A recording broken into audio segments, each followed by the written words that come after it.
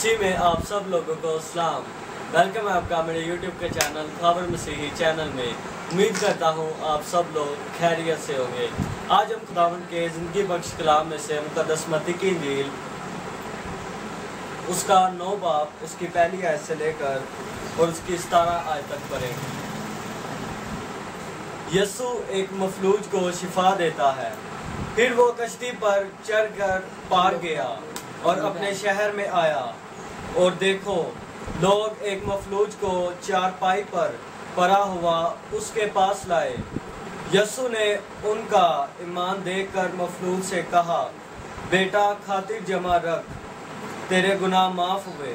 और देखो बास फकीरों ने अपने दिल में कहा, ये कुफर बकता है।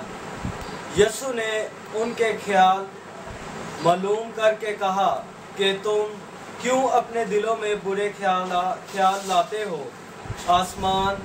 आसान क्या है, ये कहना कि तेरे गुनाह माफ़ हुए, या ये कहना कि उठ और चल फिर। लेकिन इसलिए कि तुम जान लो कि इब्ने आदम को ज़मीन पर गुनाह माफ़ करने का अख्तियार है।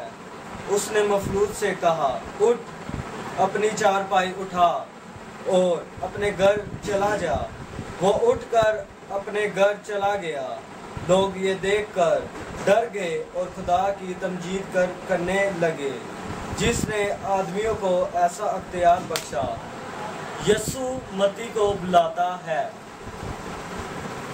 यीशु ने वहाँ से आगे बढ़कर मत्ती नाम एक शख्स को मसूल की चौकी पर बैठे देखा और उससे कहा, मेरे पीछे हो ले।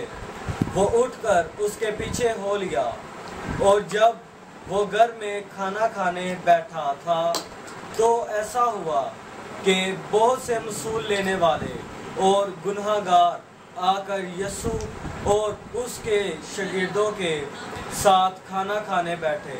फरीसियों ने ये देखकर उसके शागिर्दों से कहा, तुम्हारा उस्ताद मसूल लेने वालों और गुनहगारों के साथ क्यों खाता है।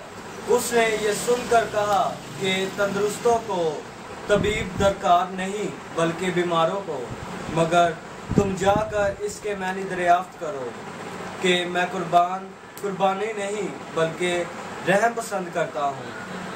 यीशु, क्योंकि मैं रास्तबाजों को नहीं बल्कि गुनाहगारों को बुलाने आया हूँ। रोज़ा के बारे में सवाल। उस वक्त यूहन्ना के शागिर्दों ने उसके पास आकर कहा, क्या सबब है कि हम और फरीसी तो अक्सर रोज़ा रखते हैं और तेरे शागिर्द रोज़ा नहीं रखते।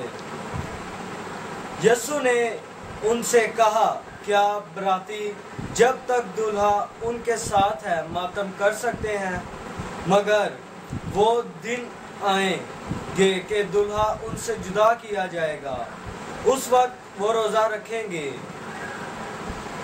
कोरे कपड़े का पुआंदा पुरानी पोशाक में कोई नहीं लगाता, क्योंकि वो पुआंदा पोशाक में से कुछ खींच लेता है और वो ज़्यादा फट जाती है। और नई मैं पुरानी मशकों में नहीं बरते, वरना मशकें फट जाती हैं और मैं बह जाती है और मशकें बर्बाद हो जाती हैं। बल्कि नई मशकों में बढ़ते हैं और वो दोनों बची रहती हैं। आमीन। खुदावंद का ज़िंदगी बख्श कलाम पढ़े और संध्या के काम की खास बरकत हो। खुदावंद का बहुत शुक्र हो। मेरा ईमान है कि आज के पाक कलाम के वसीला से खुदावंद आप सबको और मुझे बहुत सी बरकत देंगे। खुदावंद आप सबके साथ हो। इन लॉकडाउन के दिनों में खुदावंद आप सबकी बड़ी मदद और हिफाजत करें। ज़्यादा से ज़्यादा खुदावंद के नाम को जलाल दीजिए, बैठे और दुआ करें। खुदावंद आप सबके साथ हो। आमीन।